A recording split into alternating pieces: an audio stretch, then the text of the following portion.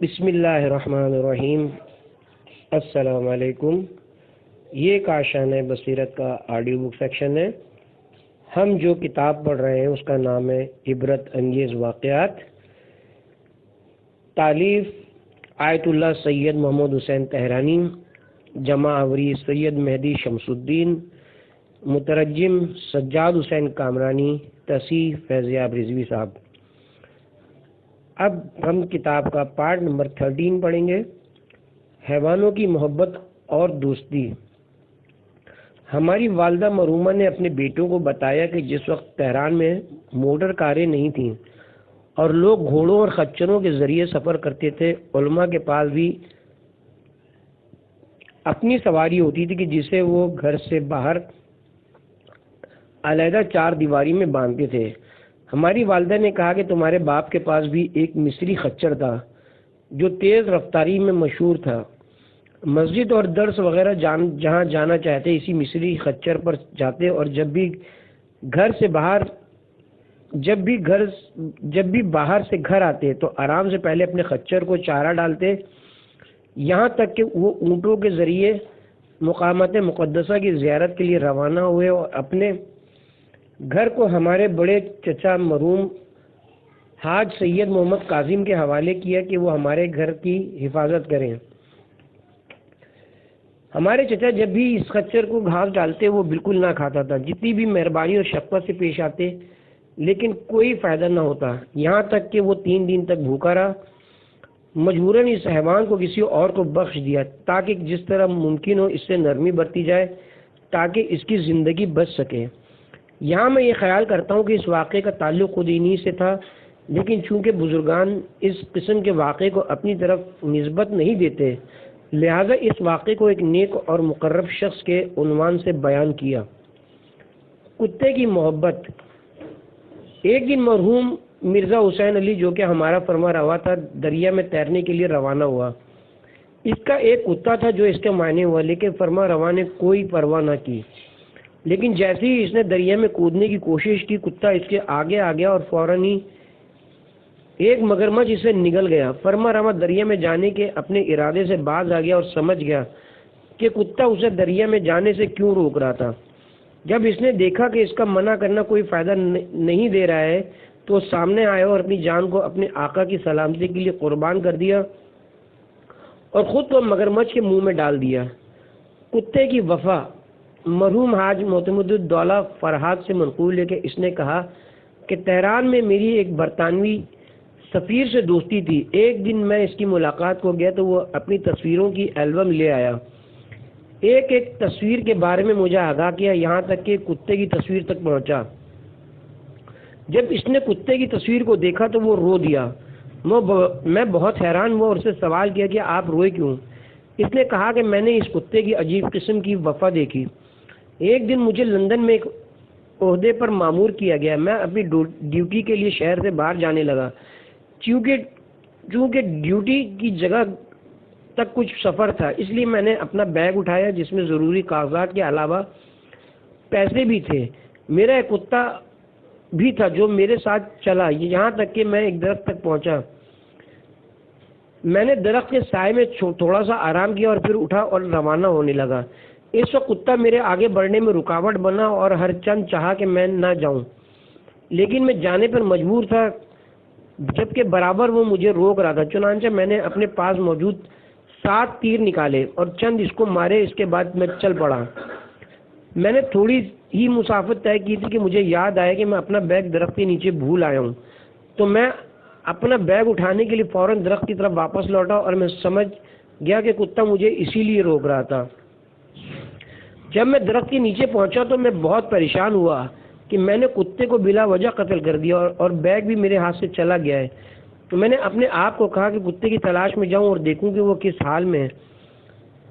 جب میں تیر مارنے کی جگہ پر پہنچا تو میں نے کچھ خون زمین پر دیکھا اور ساتھ ہی یہ بھی دیکھا کہ کتا وہاں سے جا چکا ہے۔ میں خون کے چھینٹوں کے نشانات پر چل پڑا۔ میں نے دیکھا کہ کتا ایک گڑھے میں مرا پڑا ہے اور بیگ کو اپنے دانتوں میں پکڑا ہوا ہے۔ میں نے سمجھ لیا کہ اس حیوان نے میرے جانے میں اپنی ممانعت کو بے فائدہ بے فائدے کے دیکھا میرے تیر مارنے اور چلے جانے کے بعد اس نے سوچا کہ بیگ کو راستے سے دور لے جائے تاکہ راہگیروں کی دسترس سے محفوظ رہے اور شاید اس طرح بیگ میرے ہاتھ تک پہنچ سکے۔ لہذا وہ اپنے زخمی ہونے کے باوجود بیگ کو درخت کے نیچے سے کھینچ کر جو کہ سرے راہ پڑا ہوا تھا ایک گڑھے میں لے گیا اور وہاں اپنی جان دے دی۔ تو کیا سزاوار نہیں کہ میں اس کتے کے لیے غمگین ہوں؟ بہت سے لوگوں نے کتے کی وفا کی حکایت اور قصے نقل کیے اور جیسا کہ دیکھا گیا کہ اس حیوان نے اپنے مالک کی مال کی حفاظت اور پاسداری کے لیے سردی میں اپنی جان دے دی، حالانکہ اس کے لیے دھوپ کی پناہ لینا بھی ممکن تھا۔ بعض حیوانات کی حس انسانوں سے زیادہ ہوتی ہے، جیسے کہ کتے کو زلزلے کا علم اس کے آنے سے پہلے ہو جاتا ہے، نیز بلی اور چیونٹی کی سونگنے کی حس بڑی قوی ہوتی ہے۔ یہ سب حیوانات کے ماد اور حشر کے زندہ ثبوت ہیں جو انسانوں کی طرح متعدد امتوں میں بٹے ہوئے ہیں اور اپنے وجود کے دائرے میں ہزاروں اثرات اور خاصیتیں رکھتے ہیں جن سے انسان بہت کم واقف ہے۔ ائمہ طاہرین علیہ السلام کی دنیا میں شفاعت۔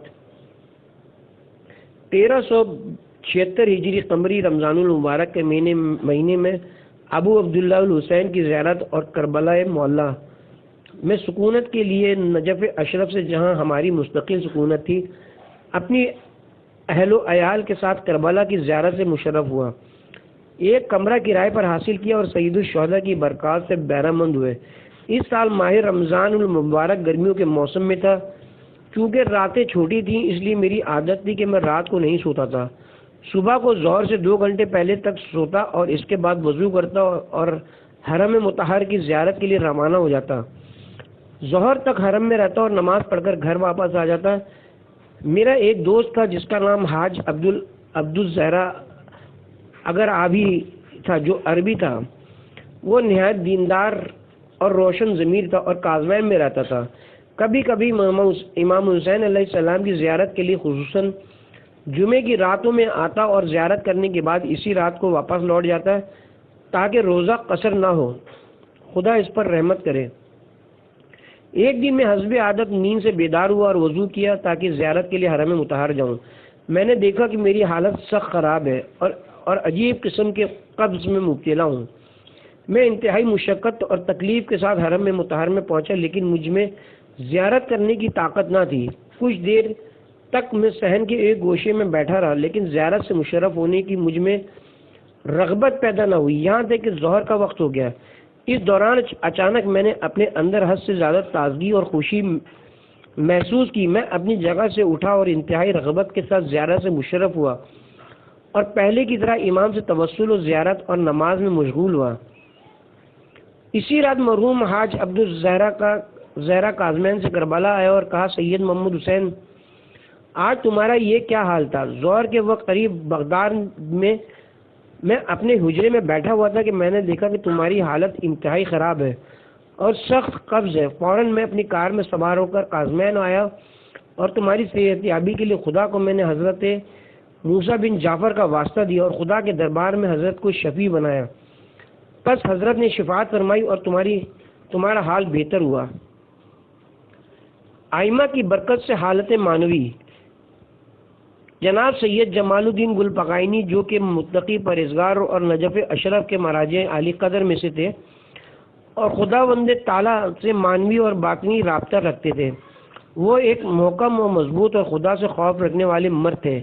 اس وجہ سے اگر انہیں جمال الساکلین اللہ تعالیٰ کا نام دیا جائے تو بیجا نہ ہوگا۔ ان کے اعمال لوگوں کے لیے اسوہ اور ان کا صبر نمونہ تھا۔ تقوی اور پرہیزگاری اور خوف خدا اور وسعت نفس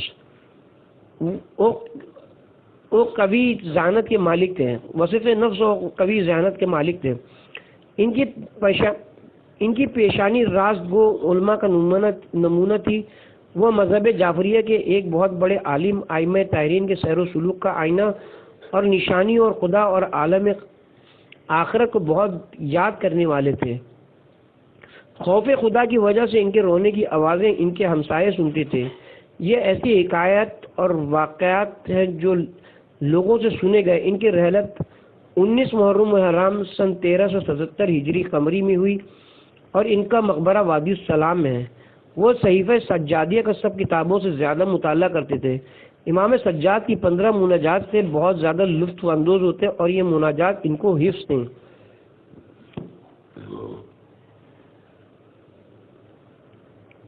بالخصوص 8ویں مناجات جو کہ مناجات مریدین ہے، اس سے تو ان کو عشق تھا۔ ان کے مطالعے کا کمرہ ملاقاتیوں کی وجہ سے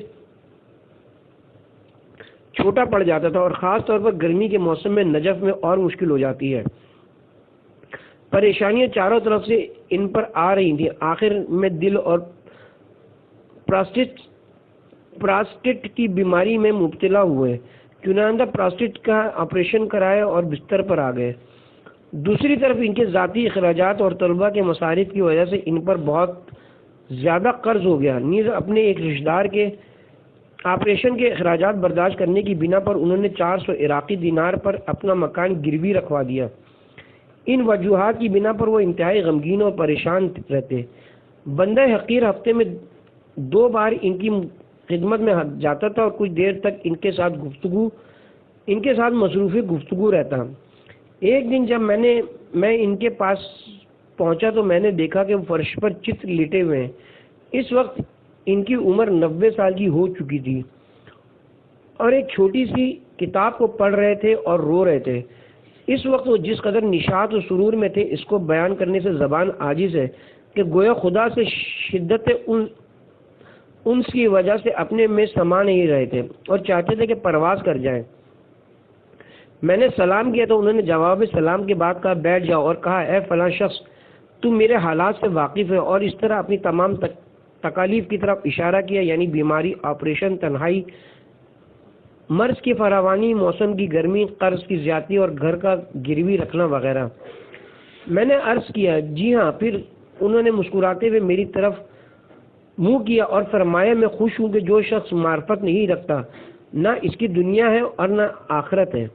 ایک دن انہوں نے مجھے بتایا کہ سیر و سلوک کے ابتدائی مراحل میں میرے لیے ایک عجیب کیفیت پیدا ہوئی کہ میں نے اپنے کو یہ خیال کیا کہ میں وہی تمام موجودات کو رزق و حیات اور علم و قدرت کا فیض پہنچانے والا ہوں، اور موجودات میں سے ہر موجود مجھ سے مدد حاصل کرتا ہے اور میں ہی عطا کرنے اور فیض پہنچانے والا ہوں۔ یہ میرا حال تھا، لیکن میں علماء سے جان چکا تھا کہ یہ صحیح نہیں ہے، کیونکہ ان چیزوں کا مبدع اور مالک خدا ہے۔ چند دن اس طرح گزرے۔ مولا امیر المومنین کے حرم مطہر میں گیا اور ان چیزوں سے رہائی حاصل کرنے کی درخواست کی، لیکن کوئی فائدہ نہ ہوا۔ میں نے کاظمین جانے کا ارادہ کیا تاکہ امام سے التجا کروں تاکہ ان کے وسیلے سے خداوند متعال مجھے ان چیزوں سے نجات دے۔ ٹھنڈی ہوا چل رہی تھی اور میں موسیٰ بن جعفر کے حرم مطہر کی زیارت کے لیے نجف سے کاظمین روانہ ہوا۔ جب میں حرم مطہر میں داخل ہوا تو اپنے سر کو زری کے سامنے سنگ مرمر پر رکھا اور اس قدر رویا کہ میری آنکھوں کا پانی سنگ مرمر پر جاری ہو گیا۔ میں نے ابھی اپنے سر کو زمین سے نہیں اٹھایا تھا کہ حضرت نے میری شفاعت فرما دی اور میری حالت تبدیل ہو گئی اور میں نے جان لیا کہ میں کیا ہوں۔ میری ایک ذرے کی بھی حیثیت نہیں ہے۔ ان سب چیزوں کا مالک خدا ہے، وہی بغیر کسی پابندی کے فیض پہنچانے والا ہے، وہی زندہ اور زندگی دینے والا ہے، وہی رازق ہے اور روزی دینے والا ہے، اور میرا نفس اس نور علی الاطلاق کا ایک دریچہ اور نشانی ہے۔ اس دوران میں اٹھا، زیارت اور نماز ادا کی اور نجف اشرف کی طرف واپس لوٹ آیا۔ چند دن اور رات تک خدا کو فیض پہنچانے والا زندہ اور تمام عالم پر قادر دیکھتا رہا، یہاں تک کہ ایک بار پھر زیارت حرم مطہر امیر المومنین سے مشرف ہوا اور گھر کی طرف لوٹتے ہوئے پھر میری پہلی حالت ہو گئی کہ جس کو میں بیان نہیں کر سکتا۔ تقریباً 10 منٹ تک میں نے اپنے سر کو دیوار پر رکھا اور چلنے کی مجھے میں طاقت نہیں رہی۔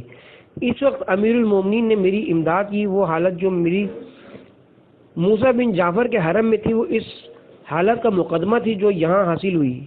یہ ائمہ کی شفاعت کی زندہ دلیل ہے۔ قیامت کے دن شفاعت۔ تفسیر عیاشی میں سورہ بنی اسرائیل آیت نمبر 89 آیت نمبر 79 کے ذیل میں خسیمہ جعفری سے منقول ہے کہ میں نے اور مفضل بن عمر ایک شب حضرت جعفر بن محمد کی خدمت میں موجود تھے اور ہمارے سوا اور کوئی وہاں نہ تھا۔ مفضل جعفری نے کہا قربان جاؤں ہمیں ایسی حدیث سنائے جس سے ہم خوش ہو جائیں۔ حضرت نے فرمایا ہاں جب قیامت کا دن ہوگا تو خداوند عالم تمام مخلوق کو میدان محشر میں جمع کرے گا، سب با برہنہ اور اریاں اور ختنہ نہ کیے ہوئے ہوں گے۔ مفضل نے عرض کیا قربان جاؤں غیر مختون سے کیا مراد ہے؟ حضرت نے فرمایا جس طرح وہ ابتداءً خلقت میں پیدا کیے گئے تھے اور ان کا میدان محشر میں کھڑا ہونا اتنا طولانی ہوگا کہ پسینے سے شرابور ہوں گے اور بارگاہ خداوندی میں عرض کریں گے کہ اے خداوند تعالیٰ ہمارے حساب کو جلد ختم کر اور جلد فیصلہ صادر فرما، چاہے جہنم کا کیوں نہ ہو، کیونکہ اپنے حال کی سختی کی وجہ سے وہ آتش جہنم کو اپنے لیے راحت تصور کریں گے۔ اس دوران وہ جناب آدم علیہ السلام کے پاس جائیں گے اور عرض کریں گے کہ آپ ہمارے باپ ہیں، آپ خدا کے پیغمبر ہیں، ہماری طرف سے خدا کی بارگاہ میں درخواست کریں کہ ہمارے لیے جلد فیصلہ صادر فرما چاہے آتش جہنم کا ہی کیوں نہ ہو۔ حضرت آدم کہیں گے کہ میری یہ حیثیت نہیں، کیونکہ پروردگار نے مجھے اپنے دست قدرت سے پیدا کیا اور مجھے عرش پر جگہ دی اور فرشتوں کو میرے سجدے کا حکم دیا، اور پھر مجھے ایک حکم دیا لیکن میں نے نافرمانی کی، مگر میں تمہاری اپنے سچے فرزند کی طرف رہنمائی کرتا ہوں جس نے اپنی امت کے درمیان 950 سال گزارے اور ان کو دعوت توحید دی، اور جتنا بھی ان لوگوں نے اس کو جھٹلایا اس نے اپنی دعوت کو جاری رکھا، وہ حضرت نوح علیہ السلام ہے۔ لوگ حضرت نوح علیہ السلام کے پاس آئیں گے اور ان سے عرض کریں گے کہ آپ بارگاہ خدا بندی میں التجا کریں کہ ہمارا جلدی فیصلہ صادر فرمائے، چاہے آتش جہنم کی طرف ہی کیوں نہ ہو۔ حضرت نوح فرمائیں گے میری یہ حیثیت نہیں ہے، میں وہ ہوں جس نے کہا تھا کہ میرا بیٹا میرے اہل سے ہے، لیکن میں تمہاری رہنمائی اس شخص کی طرف کرتا ہوں جس کو خدا نے دنیا میں اپنا خلیل بنایا۔ پس وہ لوگ حضرت ابراہیم علیہ السلام کے پاس آئیں گے۔ حضرت ابراہیم فرمائیں گے میری یہ حیثیت نہیں، میں وہ ہوں کہ جس نے کہا کہ میں مریض ہوں، میں تمہاری رہنمائی اس کی طرف کرتا ہوں جس کے ساتھ خدا نے کلام کیا، وہ حضرت موسیٰ علیہ السلام ہے۔ لوگ حضرت موسیٰ علیہ السلام کے پاس آئیں گے اور حضرت موسیٰ فرمائیں گے میری ایسی حیثیت نہیں ہے کیونکہ میں نے کسی کو قتل کیا تھا، لیکن میں تمہاری رہنمائی ایسے شخص کی طرف کرتا ہوں جس نے خدا کے اذن سے مردوں کو زندہ کیا اور مادر زاد اندھے کو بینا کیا اور برس میں مبتلا مریض کو خدا کے اذن سے صحت یاب کیا، وہ حضرت عیسیٰ علیہ السلام ہے۔ لوگ حضرت عیسیٰ علیہ السلام کے پاس آئیں گے اور وہ بھی کہیں گے میری ایسی حیثیت نہیں کہ میں تمہاری سفارش کر سکوں، لیکن میں اس شخص کی طرف تمہاری رہنمائی کرتا ہوں کہ جس کے دنیا میں آنے سے پہلے میں نے اس کی بشارت دی تھی، وہ حضرت احمد مجتبی صلی اللہ علیہ وسلم ہے۔ لوگ رسول اکرم صلی اللہ علیہ وسلم کے پاس آئیں گے اور عرض کریں گے اے محمد بارگاہ خدا بندی میں درخواست کریں کہ ہمارا فیصلہ جلدی صادر فرمائے،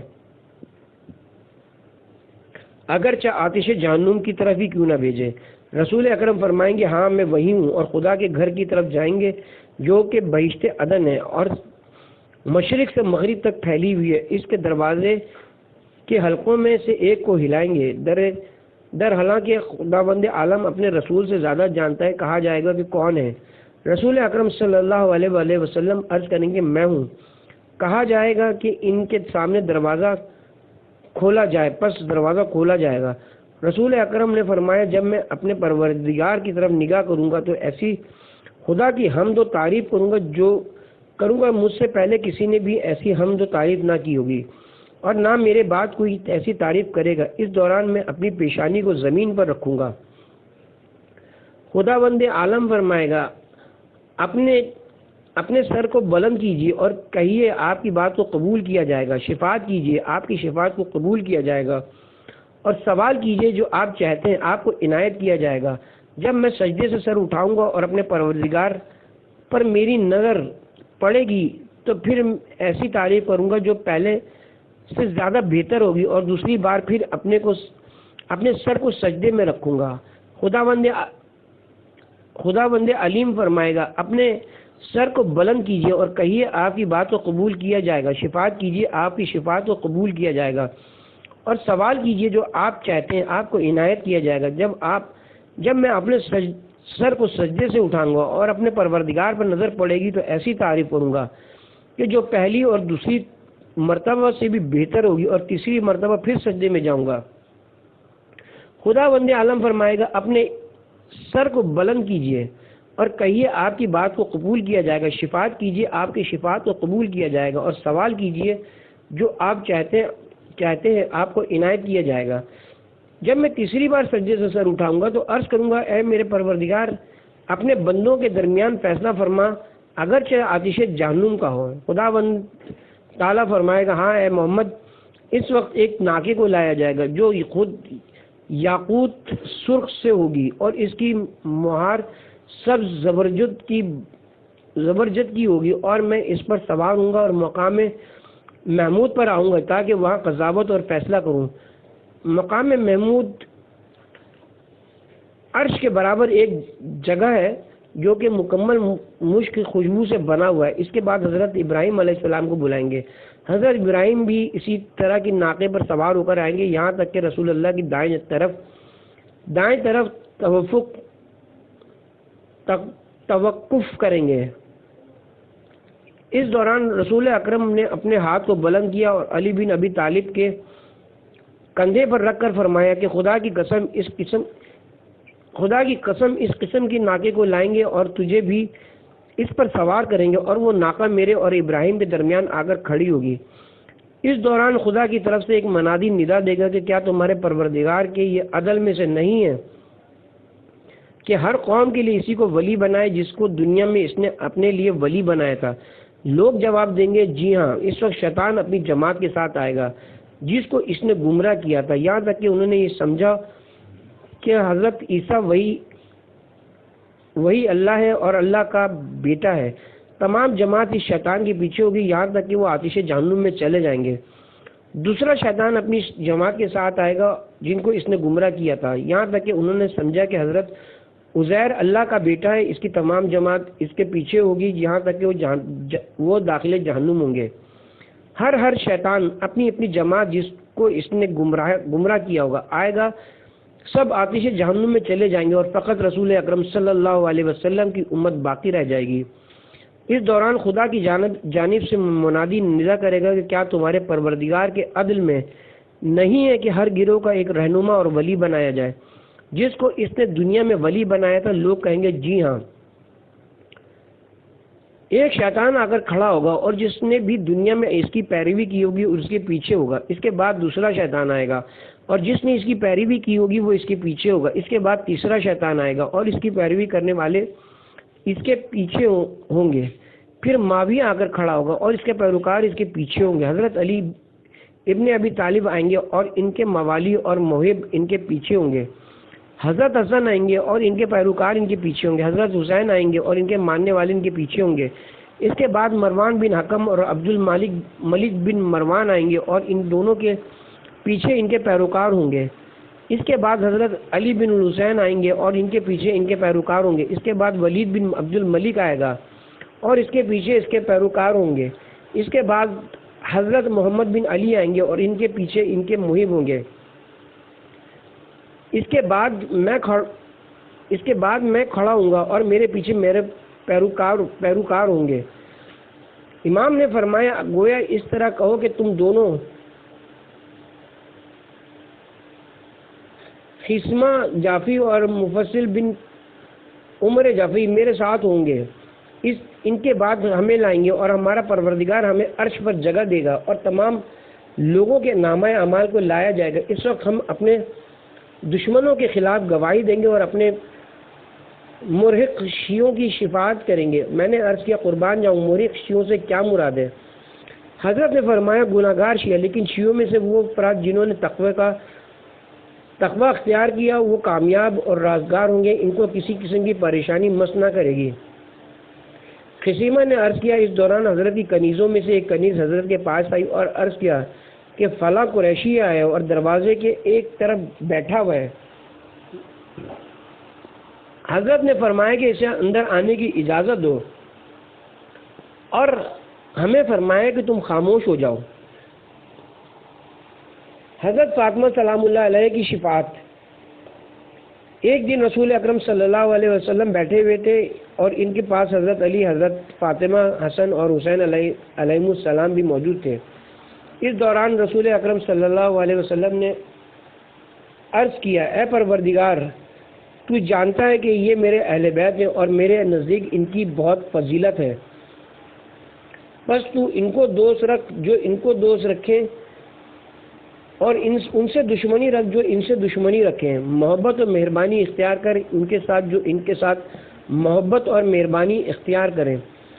غضب نازل کر ان پر جو ان پر غضبناک ہوں، اور ان کی مدد کر جو ان کی مدد کریں۔ ان کو ہر رجس سے دور رکھ اور ان کو ہر گناہ سے اپنی حفظ و امان میں رکھ۔ ان کی اپنی جانب سے روح القدس کے ذریعے تائید فرما۔ نیز فرمایا، اے علی تو میری امت کا امام ہے اور میری طرف سے ان پر جانشین ہے، اور تو بہشت کی طرف جانے والے مومنین کے قافلے کا قائد اور سپہ سالار ہوگا۔ گویا میں دیکھ رہا ہوں کہ میری بیٹی فاطمہ قیامت کے دن نور کے ایک گھوڑے پر سوار آ رہی ہے، جس کے دائیں طرف 70,000 فرشتے، بائیں طرف 70,000 فرشتے، سامنے 70,000 فرشتے اور پیچھے بھی 70,000 فرشتے چل رہے ہیں، اور میری امت کی مومن عورتوں کو بہشت کی طرف لے جا رہی ہے اور ان کی رہنمائی کر رہی ہے۔ لہذا جو عورت روزانہ کی نماز پنجگانہ کو ادا کرے، ماہ رمضان کے روزے رکھے، حج بیت اللہ کرے، اپنے مال کی زکوٰۃ دے، اپنے شوہر کی فرما بردار ہو اور میرے بعد علی کی ولایت کو قبول کرے، ایسی عورت میری بیٹی فاطمہ کی شفاعت کی وجہ سے داخل بہشت ہوگی، اور فاطمہ تمام عالمین کی عورتوں کی سردار ہے۔ رسول اکرم کی خدمت میں عرض کیا گیا کہ کیا فاطمہ اپنے زمانے کی عورتوں کی سردار ہے؟ تو حضرت نے فرمایا، اپنے زمانے کی عورتوں کی سردار مریم بنت عمران ہے، لیکن میری بیٹی فاطمہ دونوں جہانوں کی عورتوں کی سردار ہیں۔ فاطمہ جب محراب میں کھڑی ہوتی ہیں تو 70,000 ملائکہ ان پر سلام کرتے ہیں، اور جس طرح مریم کو کہتے تھے اسی طرح فاطمہ کو کہتے ہیں کہ خدا بند عالم نے تمہیں برگزیدہ اور پاکیزہ بنایا، تمہیں عالمین کی عورتوں پر برگزیدہ بنایا۔ اس کے بعد رسول اکرم نے علی کی طرف رخ کیا اور فرمایا، اے علی، فاطمہ میرے گوشت کا ٹکڑا ہے، وہ میری نور چشم اور میوہ دل ہے۔ اس نے مجھے غمگین کیا جس نے اس کو غمگین کیا، اور اس نے مجھے خوش کیا جس نے اسے خوش کیا۔ وہ میری اہل بیت میں سے پہلی فرد ہے جو میرے ساتھ ملحق ہوگی، میرے بعد اس کے ساتھ نرمی سے پیش آنا۔ حسن اور حسین میرے 2 بیٹے ہیں اور میرے 2 پھول ہیں، دونوں جوانان جنت کے سردار ہیں۔ جس طرح تم اپنی آنکھ اور کان کو عزیز رکھتے ہو، ان کو بھی عزیز سمجھنا۔ اس کے بعد رسول اکرم نے اپنے ہاتھوں کو آسمان کی طرف بلند کیا اور عرض کیا، اے میرے پروردگار، میں تجھے گواہ بناتا ہوں کہ میں اس کا دوست ہوں جو ان کو دوست رکھے، اور میں ان سے بغض رکھتا ہوں جو ان سے بغض رکھے۔ میری اس سے صلح ہے جس کی ان سے صلح ہے، اور میری ان سے جنگ ہے جو ان سے جنگ کرے۔ میں اس کا دشمن ہوں جو ان کا دشمن ہے، اور اس کا دوست ہوں جو ان سے دوستی رکھے۔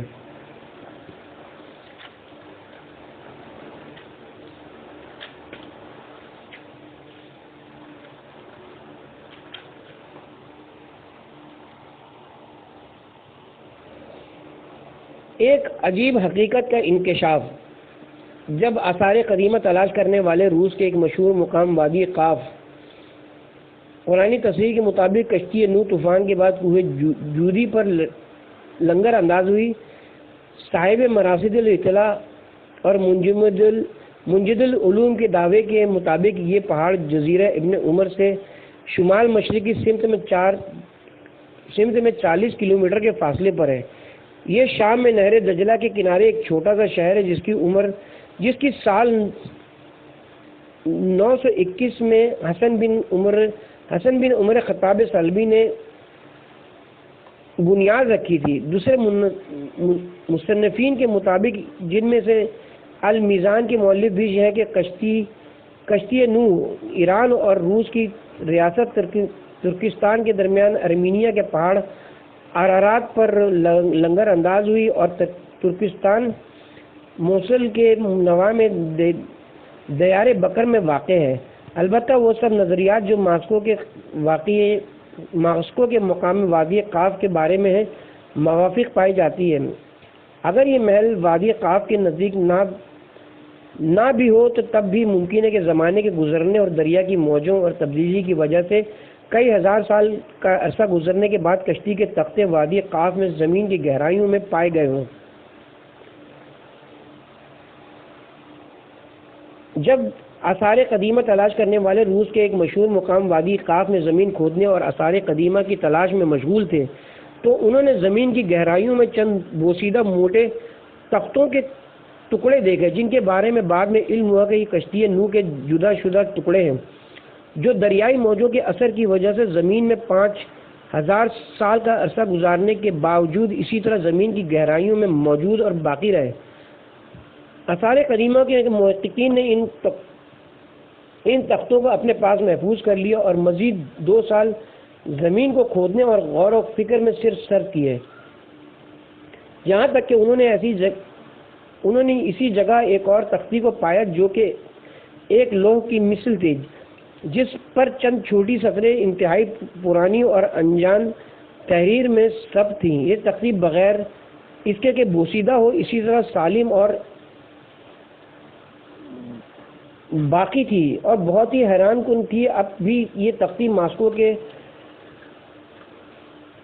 عجائب گھر میں موجود ہے، جسے دیکھنے کے لیے ملکی اور غیر ملکی سیاح آتے ہیں۔ اس انکشاف کے بعد کہ روسی محکمہ آثار قدیمہ نے اس لوح اور تختی کی تحقیق کے لیے ایک کمیٹی بنائی جو کہ 7 افراد پر مشتمل تھی، جس میں ماہر علم تاریخ، خط شناسی کے استاد اور روس اور چین کے ماہر زبان دان شامل تھے۔ جن افراد کو تحقیق پر مامور کیا گیا ان کے نام اس طرح ہیں: نمبر 1 پروفیسر سولینوف، جو کہ پرانی زبانوں کا استاد اور ماسکو کی یونیورسٹی کا ماہر علم تاریخ تھا۔ نمبر 2 ایفا خان خینو، جو کہ زبان شناسی کا پروفیسر اور چین کی لولوہان یونیورسٹی کا استاد تھا۔ نمبر 3 میشانن لوفارنگ، جو کہ روس کے تمام آثار قدیمہ کا محتمم تھا۔ نمبر 4 کاغول گورف، جو کہ کیفنزیو یونیورسٹی میں لغات کا استاد تھا۔ نمبر 5 پروفیسر دی راکن، جو کہ علوم لینن اکیڈمی میں ماہر علوم تاریخ تھا۔ نمبر 6 احمد کولا، جو کہ روس کے ادارہ تحقیقات عمومی کا محتمم تھا۔ نمبر 7 میچر کولتوف، جو کہ اسٹالن یونیورسٹی کا سربراہ تھا۔ اس کمیٹی نے 8 ماہ کی تحقیق اور مطالعے اور باقی خطوط و کلمات قدیم کے نمونوں کو دیکھنے کے بعد اپنی مندرجہ ذیل رپورٹ روس کے ماہرین آثار قدیمہ کے حوالے کی۔ نمبر 1 لکڑی کی بنی ہوئی یہ تختی انہی تختیوں کے ٹکڑوں میں سے ہے جن کا پہلی دفعہ کھوج لگایا گیا تھا اور ان سب کا تعلق کشتی نوح سے تھا۔ یہ تختی باقی ماندہ تختوں کی مثل بوسیدہ نہیں ہوئی تھی اور اس قدر سالم تھی کہ اس پر نقش شدہ تحریر کو پڑھنا آسانی کے ساتھ ممکن تھا۔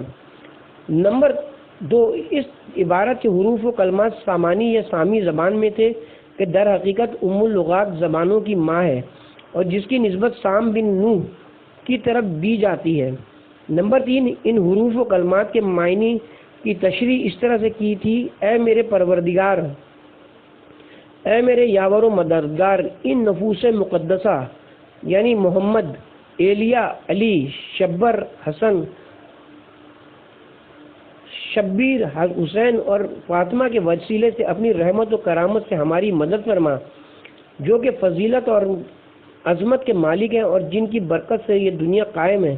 ان بابرکت ناموں کے صدقے ہماری مدد فرما۔ صرف تیری ذات ہے کہ جو میری راہ راست کی طرف رہنمائی فرما سکتی ہے۔ اس کے بعد ایک انگریز دانشور NF میکس، جو کہ مانچسٹر یونیورسٹی میں پرانی زبانوں کا استاد تھا، نے ان کلمات کے روسی ترجمے میں روسی زبان میں ترجمے کو انگریزی زبان کی طرف منتقل کیا۔ اسی طرح ان کو مندرجہ ذیل انگریزی اخبارات اور رسالوں میں بھی نشر کیا گیا۔ نمبر 1 ہفت روزہ اخبار ویکلی مرر، لندن، شمارہ 28 دسمبر 1952۔ نمبر 2 اخبار اسٹار انگریزی، لندن، شمارہ جنوری 1954۔ نمبر 3 روزنامہ سن لائٹ جو مانچسٹر سے نشر ہوتا تھا، شمارہ جنوری سن 1954۔ نمبر 4 ویکلی مرر، 1 فروری 1954۔ نمبر 5 روزنامہ الہدا، قاہرہ، مصر، 30 مارچ 1953۔ اس کے بعد ایک پاکستانی دانشور اور محدث حکیم سید محمود بلانی، جو کہ ایک موقع پر روزنامہ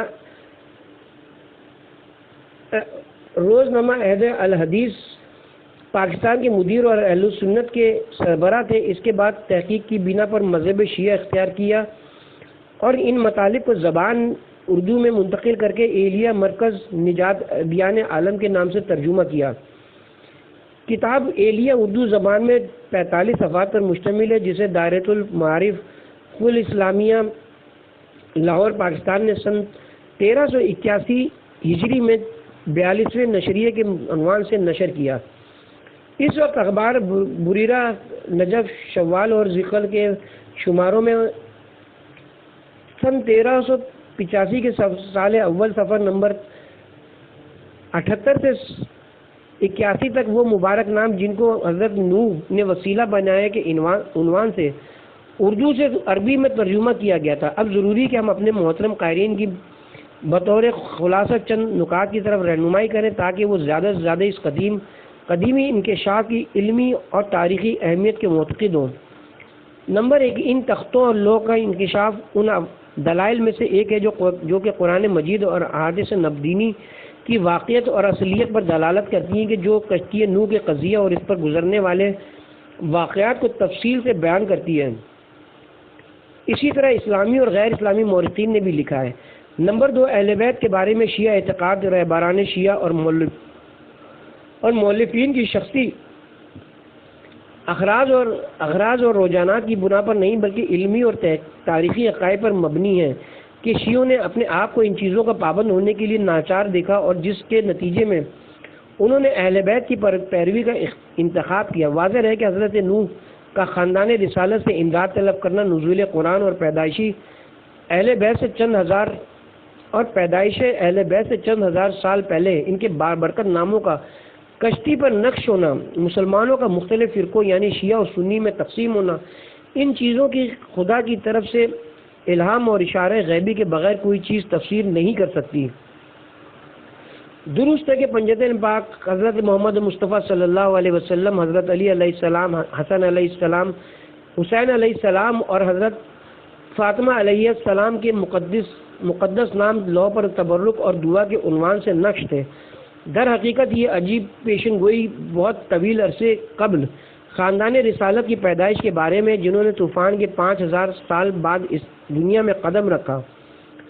دلچسپ بات یہ ہے کہ اس قسم کا قدیمی کھوج ایک غیر اسلامی ملک اور غیر اسلامی افراد کی ایک جماعت کے ہاتھوں سے ظاہر ہوا اور ایک ایسی جگہ پیش آیا جہاں نصف صدی سے زیادہ عرصے سے دین، مبدا، ماد، وحی اور رسالت کے عقیدے کا انکار کیا جا رہا تھا اور وہ صرف مادہ پسند تھے اور اسی پر قائم تھے۔